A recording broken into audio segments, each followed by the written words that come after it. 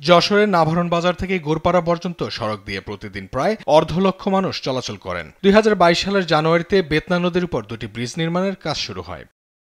কিন্তু অনিয়মের অভিযোগ তুলে ভৈরব নদ সংস্কার আন্দোলন কমিটি হাইকোর্টে রিট করলে নির্মাণ কাজ মাঝপথেই বন্ধ হয়ে যায়। ফলে শিক্ষার্থী, কৃষক সহ ২০ গ্রামের মানুষ চরম দুর্ভোগে পড়েছেন। বিশেষ করে বর্ষায় চলাচল একবারেই বন্ধ হয়ে যায়। ফলে শিক্ষার্থীদের ঘুরতে হয় অতিরিক্ত ৫ কিলোমিটার পথ। আমরা দুই উপজেলার প্রায় ৫০,০০০ লোক এই রাস্তাতে আমরা চলাফেরা করি। প্রায় বিগত ২ বছর ধরে এই ব্রিজের কাজটা বন্ধ রয়েছে। বছরের পর বছর এই ব্রিজটা নির্মাণাধীন অবস্থায় আছে।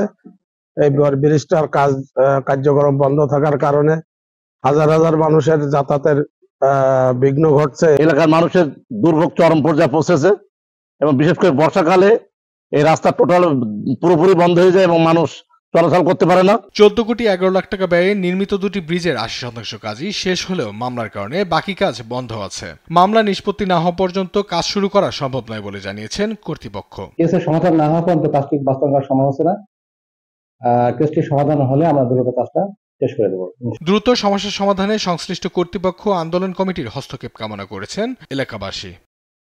নিউজ ডেস্ক, দেশ টিভি।